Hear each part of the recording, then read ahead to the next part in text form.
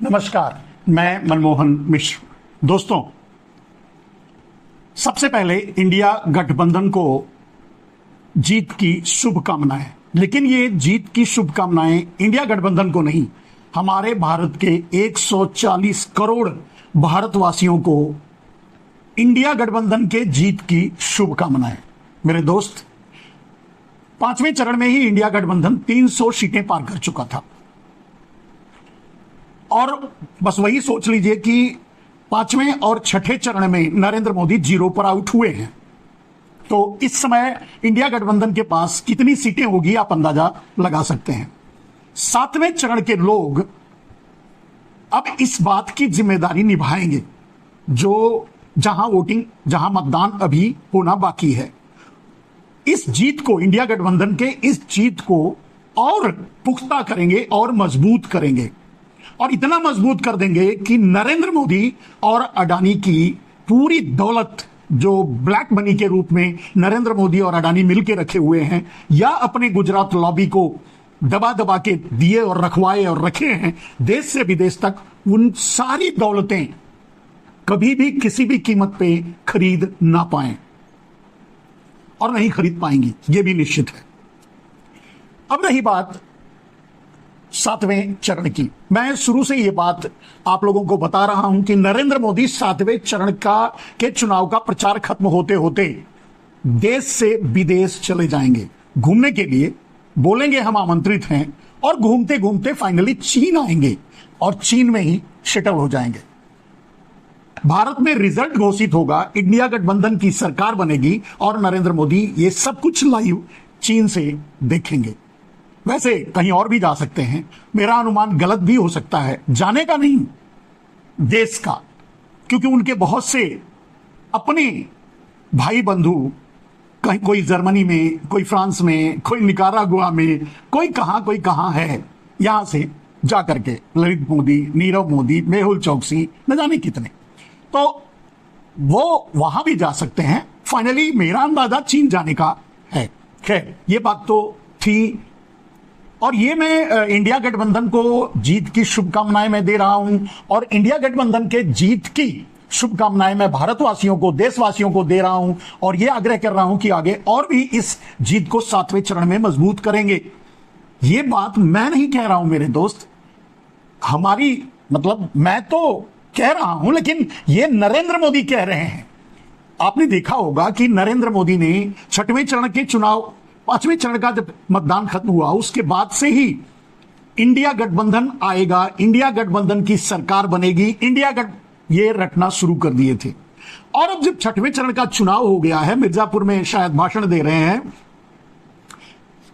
पता नहीं किस हद तक वो गिर चुके हैं, शाब्दिक मर्यादाओं को लांघ चुके हैं, वो सब कुछ तो है, लेकिन वो जो इन मर्यादाओं को तोड़ते हुए जो लकीर तोड़ रहे हैं और जिसके पीछे का सत्य दिखाई दे रहा है, वो ये है कि नरेंद्र मोदी अब खुद से बार बार, हर बार, 1000 बार एक ही बात कह रहे हैं, इंडिया गठबंधन की सरकार बनेगी तो, इंडी गठबंधन आएगा तो, मतलब वो इंडी ही कहते हैं, इंडी गठबंधन आएगा तो, इंडी गठबंधन की सरकार बनेगी तो, बहुत कुछ वो अपनी तरफ से कहते हैं। हालांकि जो वो कहते हैं, जो डराते हैं कह करके, वो तो सब कुछ कर चुके हैं और इस हद तक कर चुके हैं कि जिसे शायद रिवर्स करने में, भारत को फिर से अपने पैरों पर खड़ा होने में, भारत को फिर से आगे बढ़ने और दौड़ने में कई साल लगेंगे। नरेंद्र मोदी ने देश के आम आदमी की कमर तोड़ी है, लेकिन सिर्फ नरेंद्र मोदी ने आम आदमी की कमर नहीं तोड़ी, पूरे भारत की कमर तोड़ दी है। आपको पता होगा कि आज भारत पर कितना कर्ज बढ़ चुका है, 3 गुना से भी ज्यादा। यह नरेंद्र मोदी की देन है। इसी तरह से जिस भूखमरी हुई, गरीबी हुई, बेरोजगारी हुई, मिर्जापुर में तो शायद उन्होंने, मतलब अभी के चुनाव में तो शायद वो भी अपनी रैलियों में ये भी कहना शुरू कर दिए हैं। एक जगह से तो उन्होंने महंगाई के बारे में भी कहा, ये आगे मैं आपको बताऊंगा। फिलहाल आज ये इस वीडियो की शुरुआत में शुरू से आप लोगों को शुभकामनाएं देने का, देशवासियों को शुभकामनाएं देने का मेरा मकसद था, वो मैंने आपको शुभकामनाएं दे दी। बार बार, हजार बार, करोड़ों शुभकामनाएं आपको समर्पित हैं, क्योंकि आपने इस लोकतंत्र को बचाने के लिए, भारत की अस्मिता को बचाने के लिए, भारत को बचाने के लिए, भारत के देशवासियों को गुलाम होने से बचाने के लिए आपका बहुत बहुत धन्यवाद। भारत का संविधान बचाने के लिए आपने जो एक एक वोट दिया है, वो इस दिए के बराबर ही है जो मेरे स्क्रीन पे जल रहा है। ये आपका वो जलाया हुआ दिया वोट के रूप में, वही दिया जो आपने वोट देकर जलाया, एक एक वोट, वही दिया इस स्क्रीन पर भी जल रहा है। और ये आपसे हंसते खिलखिलाते आपको आपके सही निर्णय के लिए आपको शुभकामनाएं दे रहा है, आपको धन्यवाद दे रहा है, आपको मुबारकबाद दे रहा है। आप इसे स्वीकार करें। मैं एक निमित्त मात्र हूं। वैसे भी जब परमात्मा और परमात्मा के प्रतिनिधि यानी अडानी और अडानी के प्रतिनिधि नरेंद्र मोदी सामने हो तो कुछ भी कहना मुश्किल होता है, लेकिन फिर भी यह तो तय है कि नरेंद्र मोदी कहीं ना कहीं तो जाएंगे। जो आपको मैंने बताया, मेरा अनुमान चीन है, वो कहीं भी जा सकते हैं, जाना तो पड़ेगा, क्योंकि नरेंद्र मोदी हार स्वीकार नहीं कर पाएंगे। नरेंद्र मोदी भारत के कानून को भी स्वीकार नहीं कर पाएंगे, नहीं करेंगे। और इनके लोगों से, अगर इन्हें जो इनके लोग हैं उनसे जो इन्हें शिक्षा मिली है कि जब भी फंसने लगो, कानून का शिकंजा कसने लगे, तो निकल लो भारत छोड़कर। कहने का मतलब राष्ट्रवाद का एक तिनका, रत्ती भर भी राष्ट्रवाद इनमें नहीं है, मोदी में, नरेंद्र मोदी में। और वैसे भी हदें राष्ट्रवाद की हदें ये हमेशा पार करते रहे हैं, जड़ें हमेशा कमजोर करते रहे हैं।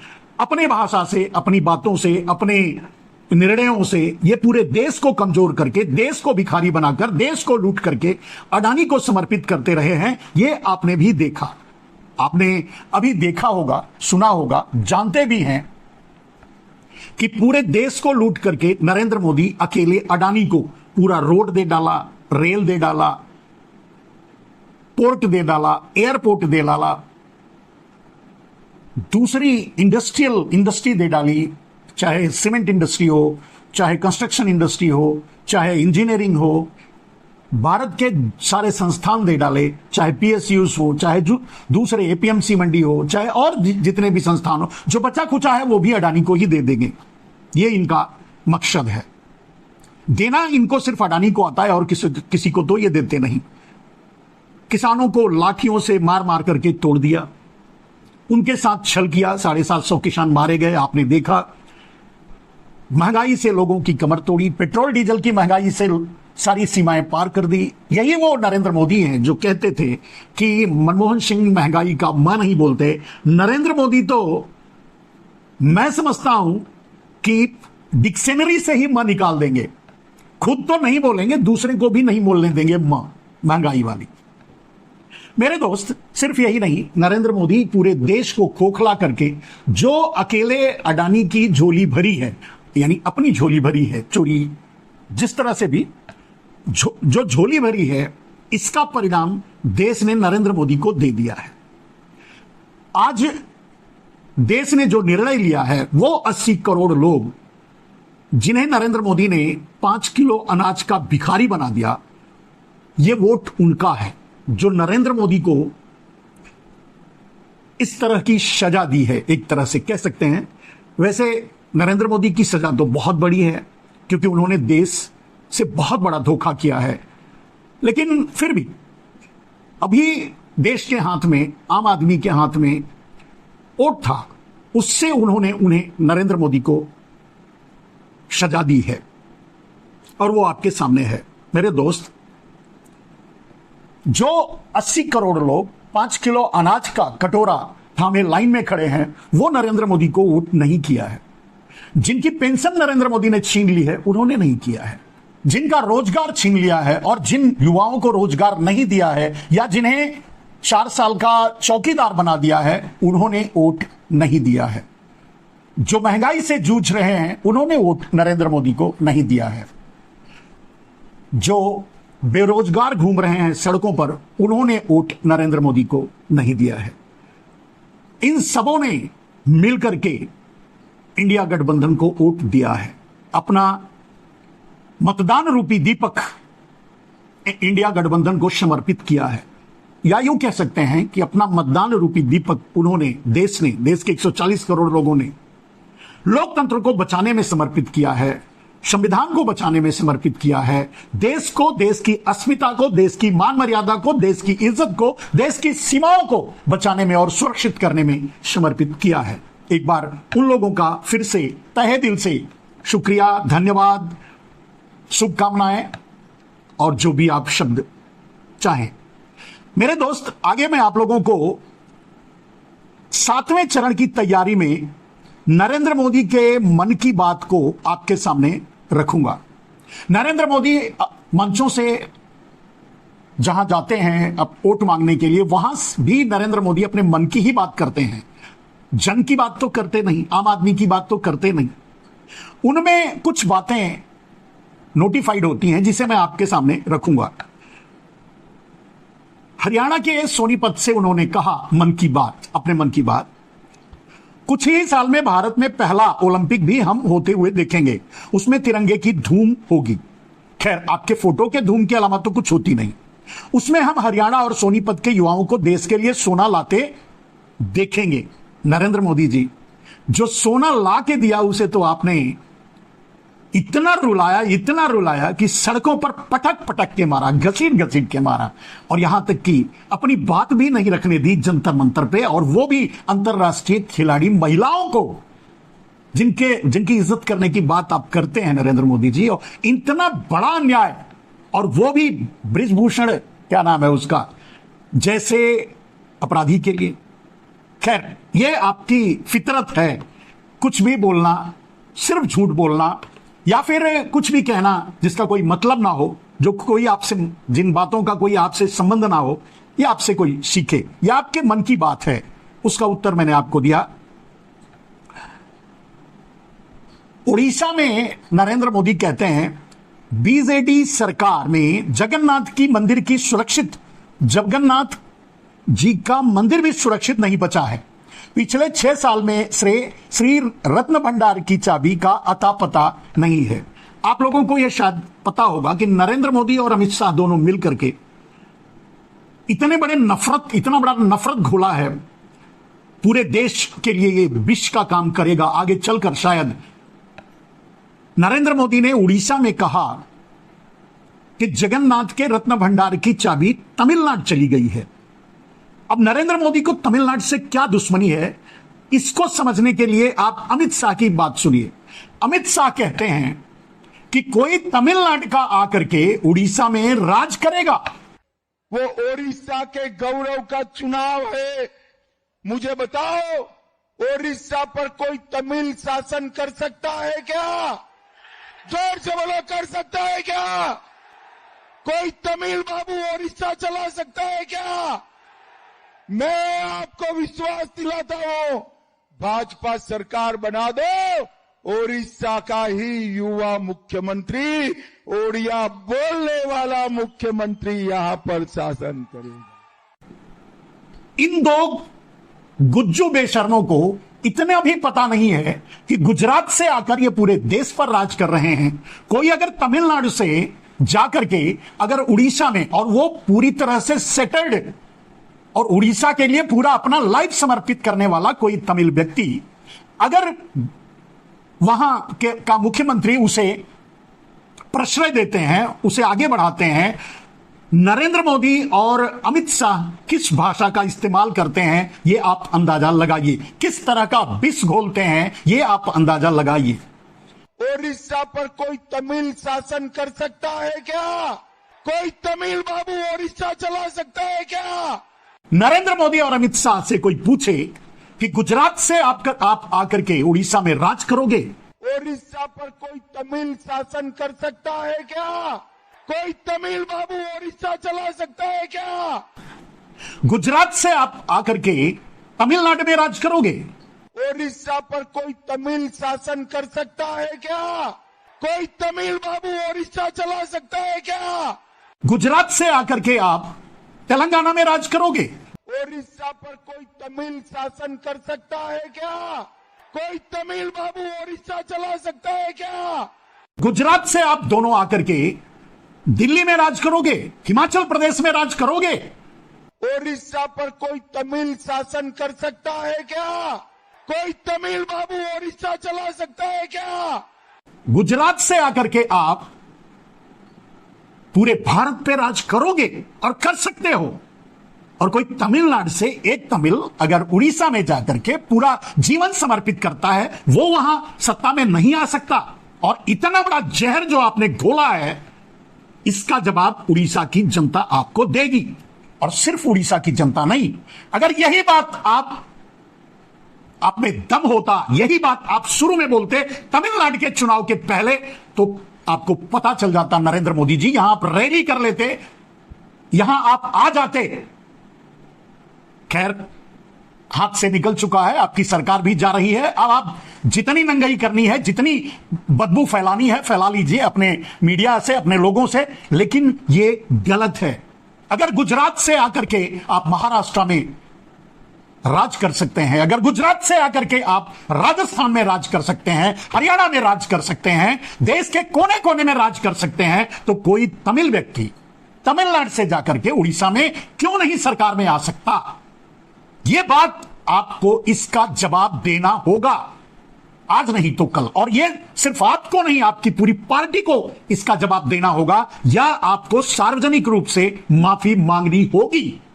आने दीजिए, समय आएगा, समय बताएगा। यह आपकी भाषा और यह आपकी बोली हुई बात रिकॉर्ड पर है, आपकी और अमित शाह की, दोनों ने जो जुगलबंदी करके जो बात कही। आपने तमिलनाडु को चोर कहा, अपने आप को धर्मात्मा कहते हो, अपने आप को भगवान कहते हो। आपका एक टपंखा जगन्नाथ भगवान को आपका भक्त बताता है, वो सही है। आप और अमित शाह ने जो बात बोली है, पूरा देश उसका जवाब देगा।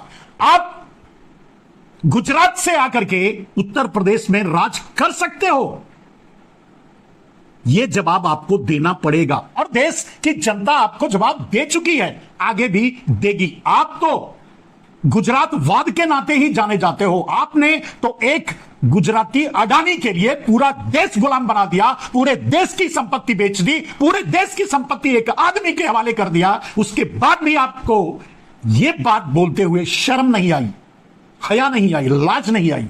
आपने तमिलनाडु को चोर कहा है, यह हिम्मत आप में कैसे हो गई? ये इसका जवाब तमिलनाडु भी देगा, उड़ीसा भी देगा और पूरा देश भी देगा। आपने जो भी कहा है, सोच लीजिए कब, कहां और कैसे आपको एक ना एक दिन माफी मांगनी पड़ेगी, सार्वजनिक रूप से आपको भी और अमित शाह को भी। चलिए दूसरी बात पर चलते हैं, आपके मन की बात पर। नरेंद्र मोदी कहते हैं 4 जून को इंडी वालों के इरादों पर सबसे बड़ा प्रहार होगा। क्या होगा प्रहार? देश में भ्रष्टाचार पर प्रहार होगा। देश में भ्रष्टाचार पर, सारे भ्रष्टाचारी आपके साथ हैं। तुष्टीकरण की राजनीति पर, तुष्टीकरण के मसीहा आप हैं और तुष्टीकरण से पैदा हुए नेता भी आप हैं। यह सही है, यह नहीं है तुष्टीकरण का मतलब अल्पसंख्यक और बहुसंख्यक नहीं होता है। तुष्टीकरण का मतलब अल्पसंख्यक का भी गलत है और बहुसंख्यक का भी। पूरी जर्मनी हिटलर ने बर्बाद कर दी सिर्फ बहुसंख्यक का तुष्टीकरण करके, और अब अल्पसंख्यक पर निशाना साधते साधते। खैर, आप जहर बोने वाले आदमी हो, बोलते रहो। यह प्रहार होगा टुकड़े टुकड़े गैंग पर, टुकड़े टुकड़े आप कर रहे हो। समाज को लड़ाने वाली सोच पर, घर में आपने लड़ाई करा दी, समाज को तो छोड़ दीजिए। सनातन को गाली देने वाली सोच पर, सनातन के लिए आप खुद एक गाली हो। क्यों नरेंद्र मोदी जी? क्योंकि आप जब भी आप उस विच्छू की तरह हो, कभी भी जब खतरे में देखते हो तो शिवलिंग पर चढ़ जाते हो, अपने आप को बचाने के लिए धर्म की आड़ लेते हो। पूरे चुनाव प्रचार में आपने धर्म का इस्तेमाल किया। भगवान श्री राम जिनके सामने आप तिनके भी नहीं हो, उनकी उंगली पकड़कर मंदिर पहुंचाते हो। खैर, मैंने कहा सनातन के लिए आप गाली हो। अपराधी माफियाओं का जंगल राज पर। अपराधी और माफिया अगर कोई है और कहीं है तो अडानी जैसे लोग हैं जो देश की 80% संपत्ति पर कब्जा करके बैठे हैं और देश को गुलाम बनवाने के लिए आप अडानी के साथ मिलकर के काम कर रहे हो। इसके लाखों प्रमाण सामने आ चुके हैं। कोयला घोटाला जिसमें आप खुद शामिल हो सामने है। अपराधी माफिया जंगल राज पर बता दिया। महिला विरोधी मानसिकता पर आपको वो भी बता दिया नरेंद्र मोदी जी। महिला विरोधी मानसिकता, आप ब्रजभूषण सिंह के, शरण सिंह के साथ खड़े रहे, आप कुलदीप सेंगर के साथ खड़े रहे, आप चिन्मय, शायद यही नाम है, उनके साथ खड़े रहे, आप प्रज्वल रवन्ना के साथ खड़े रहे। इससे ज्यादा कोई, खैर आपके दूसरे मन की बात। इन लोगों की आंखों में मोदी 24 घंटे खटकता है। क्यों 24 घंटे मोदी इंडी गठबंधन के आंखों में खटकता है, ऐसा मोदी जी कहते हैं, मतलब अपने मन की बात, उनको लगता है ऐसा। लेकिन मैं समझ, और सिर्फ भ्रष्टाचार वगैरह पर ये बात बोल रहे हैं जो लोग आतंक भ्रष्टाचार में डूबे हैं। इनका कहना है कि इंडी गठबंधन भ्रष्टाचार में, सारे भ्रष्टाचारी तो आप अपने पाले में ले लिए, इंडी गठबंधन को अभी पीछा नहीं छोड़ रहे। मेरी अपनी कोई विरासत नहीं, मेरी विरासत भी आप हैं और मेरे वारिस भी आप हैं। नरेंद्र मोदी जी एक कायर आदमी कभी दुनिया नहीं बसाता, कभी गांव नहीं बसाता, कभी परिवार नहीं बसाता। वो हमेशा भागता है, भगोड़ा होता है, भीख मांग के खाता है, जो आपने किया है। और वो बहादुर नहीं होता। और जो एक घर नहीं बना सकता, एक घर नहीं बसा सकता, एक घर नहीं चला सकता, वो देश भी नहीं चला सकता। यही सच है। और आपने साबित किया, आपने नहीं चलाया देश को, आपने तो देश को बेचा अडानी को। इसलिए मुझे आपका और आपके बच्चों का भविष्य उज्जवल बनाना है। पढ़ाई आपने छुड़ा दी, स्वास्थ्य से वंचित कर दिया आपने, 5 किलो अनाज का कटोरा थमा दिया, 5,500 की फीस कहां से देंगे? किस बच्चे की बात करते हैं आप नरेंद्र मोदी? इंडी गठबंधन का मंच राजनीतिक मंच नहीं, लाखों करोड़ों घोटालेबाजों का सम्मेलन है। नरेंद्र मोदी जी, कई बार कह चुका हूं, सारे घोटालेबाज तो आपकी पाले में है। आप खुद देख लीजिए, अपने जिनको आप गालियां दिया करते थे वो आपके आसपास खड़े हैं, बगल में खड़े हैं, उनके लिए आप वोट मांग रहे हैं। और फिर भी बेशर्मी से आप मंच से ये बात कह रहे हैं, मन की बात। खैर, आप मन की ही बात कह सकते हैं, क्योंकि जन की बात आपके बस जन की बात बोलना आपके बस में नहीं है।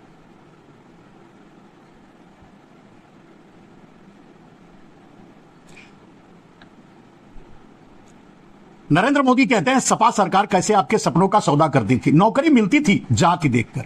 नरेंद्र मोदी जी, आपके जमाने में तो नौकरी जाति देखकर, पैसा देकर, कुछ भी देकर नहीं मिल रहा है। आप जिन पर आरोप लगा रहे हैं वो जात देखकर देते होंगे तो किसी को तो दिए होंगे, पैसा लेकर देते होंगे, किसी को तो दिए होंगे। आप तो सबकी छीन ली, देने को कौन कहे? पैसा लेकर दे देते, जात देखकर दे देते। वैसे आप कर रहे हैं, जो भी कर रहे हैं सिर्फ गुजरात के लिए। आप अपने आप को भारत का प्रधानमंत्री नहीं मानते, आपको गुजरात ही सब कुछ दिखता है, लगता है और करते भी हैं। सामने है परिणाम, लोग भी समझ चुके हैं। आरएसएस भी इसीलिए आपसे रिश्ता तोड़ा, आपकी पार्टी आपसे पीछा छुड़ा रही है। बात सिर्फ इतनी सी है।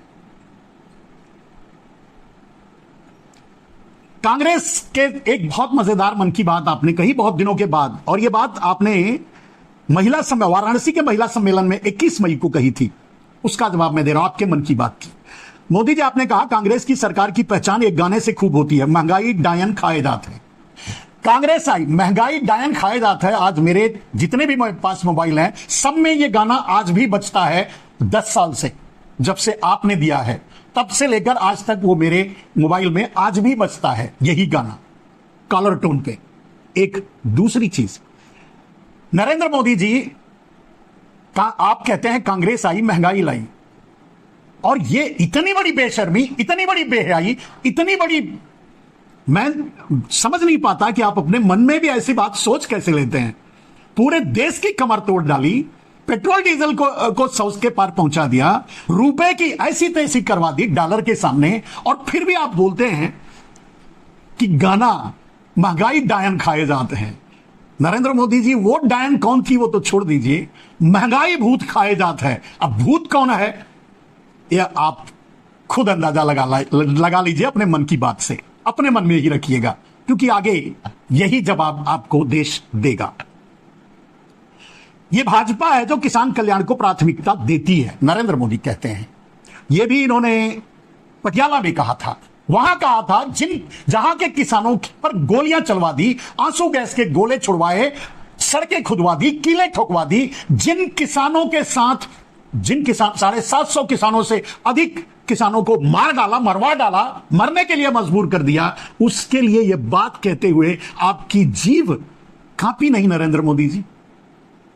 आप किसान के कल्याण की बात करते हैं, 2 गुना दाम देकर के उनकी जमीन छीनने के लिए 3 बार आप ऑर्डिनेंस से कानून लाने की कोशिश किया, फेल होने पर 3 किसान बिल लाए, वापस मांगा 13 महीने के बाद, 13वीं करके, उसके बाद भी आपने रियलिटी में उसे वापस नहीं लिया, इनडायरेक्टली उसे लागू कर दिया।